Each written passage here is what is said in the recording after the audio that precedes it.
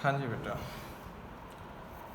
कल आप nth सम standard function के nth ऑर्डर डेरिवेटिव कटे सीगे तो आप हुण उन्हां नाल रिलेटेड एग्जाम्पल्स कर रहे हैं। तो उहदे विच स्टैंडर्ड फंक्शन सीगे किहड़े 1/ax+b दा nth derivative, log of ax+b दा nth derivative, sin of ax+b दा, cos of ax+b दा, e raised to power mx दा, a दी mx दा बेटा, है ना।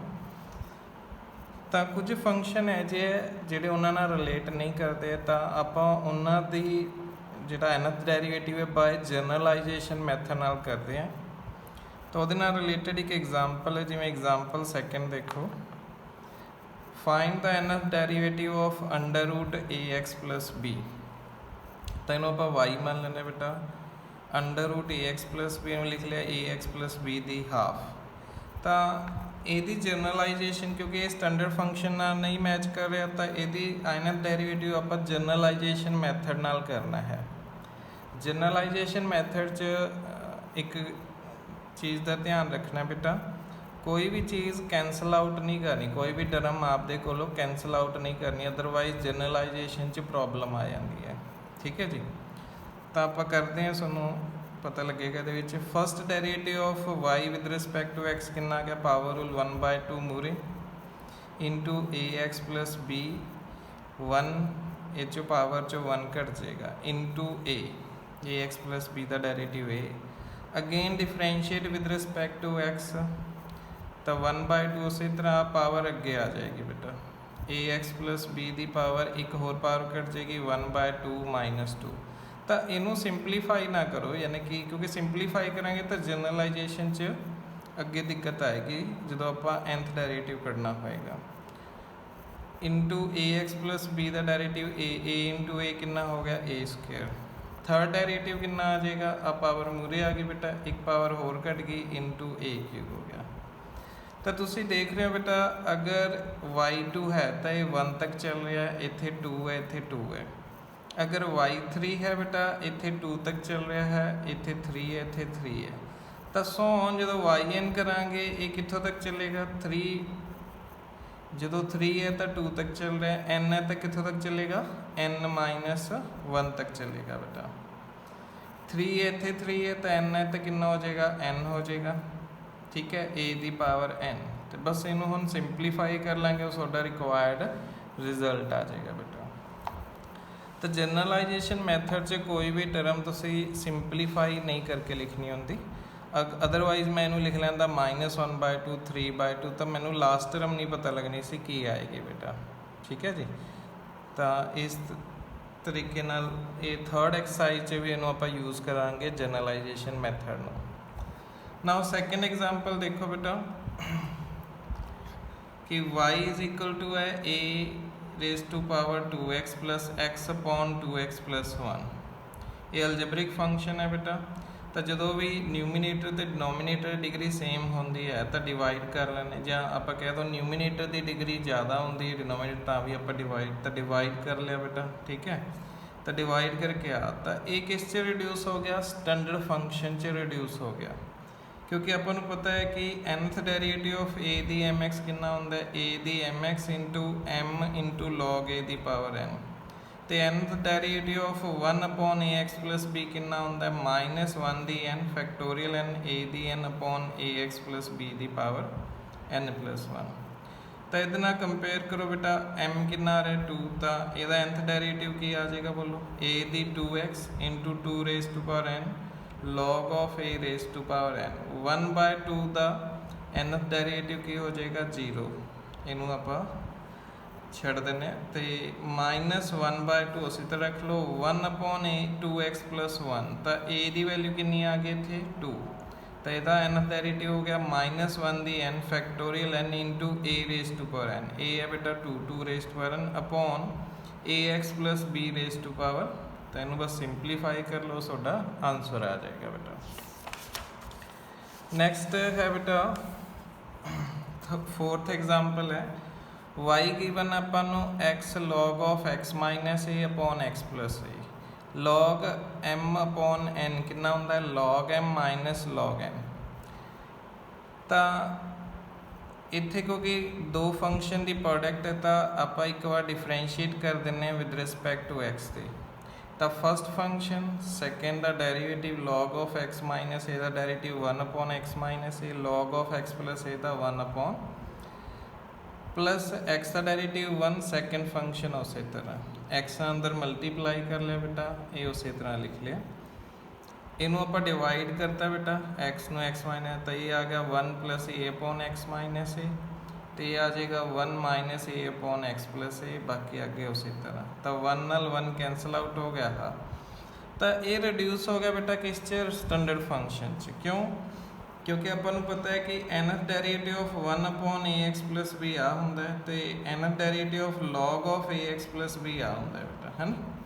तो बट एक डेरीवेटिव ऑलरेडी होया तो आप इनू डिफरेंशिएट करांगे n minus 1 times with respect to x।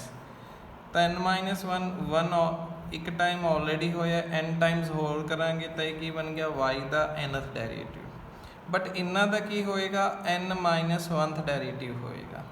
तो जिहड़ा ये रिजल्ट है ये nth डेरीवेटिव के रिजल्ट है, तो इत्थे n की थां ते की रिप्लेस कर दोगे n माइनस 1, तो सुनो n माइनस 1th डेरीवेटिव आ जाएगा बेटा, ठीक है। तो ये बेटा बाहर कर लिया। वैसे nth डेरीवेटिव 1 अपॉन ए एक्स प्लस बी आ होंगे, तो जो n की थां ते n माइनस 1, तो माइनस 1 की power n minus 1 factorial n minus 1 ए दी n ए एक्स प्लस बी की पावर कितनी आएगी n। तो वही लगाया इतने आप माइनस 1 की n minus 1 factorial n minus 1 upon x minus A की पावर n, इतने भी लगाता। सिमिलरली ए ते लगाता। इनू सिंपलीफाई कर लियो, सोडा रिक्वायर्ड रिजल्ट आ जाएगा बेटा। नेक्स्ट है बेटा एग्जाम्पल नंबर 5th है y आ गिवन है। सब तो पहला न्यूमीनेटर ते डिनोमीनेटर डिग्री की है सेम है, तो डिवाइड करांगे। ऊपर एक्स स्क्वेयर का कोफिशिएंट 1 है, नीचे जो मल्टीप्लाई करोगे एक्स स्क्वेयर का कोफिशिएंट 2 आएगा। तो सोडा जिहड़ा कोशिएंट है 1/2 आ गया, प्लस बाकी तो आप पार्शियल फ्रैक्शन ला दें। तो जो डिनोमीनेटर में लीनियर फैक्टर होंगे तो आप शॉर्टकट रूल ला दें। शॉर्टकट रूल किमें लगता बेटा, पहला आप फस्ट फैक्टर में 0 पुट करते हैं, तो एक्स की वैल्यू कितनी आ गई -2 आ गई। फिर इस फैक्टर में छड़ के बाकी थां ते एक्स की वैल्यू कितनी पुट कर देंगे -2। देखो एक्स की वैल्यू -2, इत्थे भी एक्स की वैल्यू -2 पुट करती। फिर आप सैकेंड फैक्टर में 0 पुट करांगे, 2x प्लस 3 में 0 पुट करोगे तो एक्स की वैल्यू कितनी आ गई बेटा -3/2।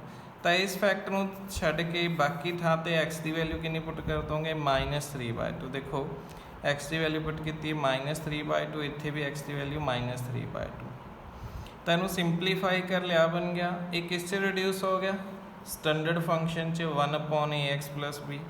तो इनू डिफरेंशिएट कर दो n times with respect to x, आ वाला रिजल्ट लग जाएगा बेटा 1/2 द n डेरिवेटिव 0 4 कांस्टेंट बाहर आ गया। 1 upon x plus 2 the n derivative कितना आ जाएगा -1 दी n फैक्टोरियल n इंटू ए कितना होंगे बेटा x का कोफिशिएंट 1 दी n 1 बन गया upon x plus 2 the power n plus, इत्थे 9/2 कांस्टेंट है 1 upon 2x plus 3 the nth derivative आ बन गया बेटा। नेक्स्ट है बेटा एग्जाम्पल 6th इसे नाल दी है पार्शियल फ्रैक्शन करके। एग्जाम्पल 7th देखो y बराबर है sine square x into cos cube x। तो इत्थे एक तो प्रोडक्ट से फंक्शन एक पावर है, तो अपने sine of A x plus b का डेरिवेटिव पढ़ा है कॉस ऑफ ए एक्स। तो इनू पहला आप स्टैंडर्ड फंक्शन च रिड्यूस करांगे। तो एक कॉस बेटा आप बाहर लै गए, 4 नाल डिवाइड करता, 4 नाल मल्टीप्लाई करता, तो 4 sine square x cos square x, इनू लिख सकता 2 साइन एक्स कॉस एक्स का होल स्क्वायर। ये किहदा फार्मूला होंदा है साइन 2x का, साइन 2x का square into cos x. Sine square theta कितना होंदा है 1 माइनस कॉस 2 थीटा/2, तो ये की बन जाएगा 1 माइनस कॉस 4x/2। ये मल्टीप्लाई हो गया बेटा, तो 1/8 कॉस एक्स, इत्थे 2 ना मल्टीप्लाई करता 2 ना, तो 2 cos a cos b, a b formula लगा दो कितना होंदा है 2 cos a cos b, cos a plus b plus cos a minus b. तो ਇਹ ਸਟੈਂਡਰਡ ਫੰਕਸ਼ਨ 'ਚ ਰਿਡਿਊਸ ਹੋ ਗਿਆ। ਹੁਣ ਆਪਾਂ ਨੂੰ ਪਤਾ ਕਿ nth derivative of cos of ax plus b ਕਿੰਨਾ ਹੁੰਦਾ ਹੈ, a raised to power n cos of ax plus b plus n pi by 2। ਤਾਂ ਜਦੋਂ ਆਪਾਂ ਇਹਨੂੰ ਡਿਫਰੈਂਸ਼ੀਏਟ ਕਰਾਂਗੇ ਤਾਂ ਕਿੰਨਾ ਆਏਗਾ 1/8। a ਕਿੰਨਾ ਹੈ ਬੇਟਾ 1 ਹੀ, x ਦਾ ਕੋਫੀਸ਼ੀਐਂਟ a ਹੁੰਦਾ, ਤਾਂ 1 ਦੀ n 1 ਬਣ ਗਿਆ cos of x plus n by 2 minus 1/16 ਇਹਦਾ nth ਡੈਰੀਵੇਟਿਵ ਕਿੰਨਾ ਆਏਗਾ 5 raised to power n cos of 5x plus n pi by 2। Similarly ਇਸ ਦਾ ਆ ਗਿਆ ਬੇਟਾ, ਇਹ ਤੁਹਾਡਾ ਰਿਕੁਆਇਰਡ ਰਿਜ਼ਲਟ ਆ ਗਿਆ। ਤਾਂ ਪਹਿਲਾਂ ਆਪਾਂ ਚੈੱਕ ਕਰਨਾ ਕਿ ਇਹ ਸਟੈਂਡਰਡ ਫੰਕਸ਼ਨ 'ਚ ਰਿਡਿਊਸ ਹੋ ਰਿਹਾ ਜਿਹਦੇ nth ਡੈਰੀਵੇਟਿਵ ਆਪਾਂ ਨੂੰ ਡਾਇਰੈਕਟਲੀ ਪਤਾ ਹੈ। ਨੈਕਸਟ ਐਗਜ਼ਾਮਪਲ ਦੇਖੋ ਬੇਟਾ, y ਹੈ e raised to power x cos cube x। ਆਪਾਂ ਨੂੰ ਜਿਹੜਾ ਸਟੈਂਡਰਡ ਫੰਕਸ਼ਨ ਹੈ ਜਿਹਦਾ nth ਡੈਰੀਵੇਟਿਵ ਪਤਾ ਉਹ ਹੈ nth derivative of e the ax into cos of bx plus c। ਇਹ ਹੁੰਦਾ ਬੇਟਾ a square plus b square the power n by 2 e the ax cos of bx plus c plus n tan inverse b upon a। But ਇੱਥੇ cube ਹੈ ਤਾਂ ਤੁਸੀਂ cos 3 theta ਦਾ formula ਵਿੱਚੋਂ cos cube x ਦੀ value ਕੱਢ ਲਓ, ਆ ਜਾਏਗੀ ਬੇਟਾ। ਠੀਕ ਹੈ, ਇਹਨੂੰ ਅੰਦਰ ਮਲਟੀ ਤਾਂ ਇਹ ਕਿਸ 'ਚ ਰਿਡਿਊਸ ਹੋ ਗਿਆ ਬੇਟਾ ਸਟੈਂਡਰਡ ਫੰਕਸ਼ਨ 'ਚ ਰਿਡਿਊਸ ਹੋ ਗਿਆ।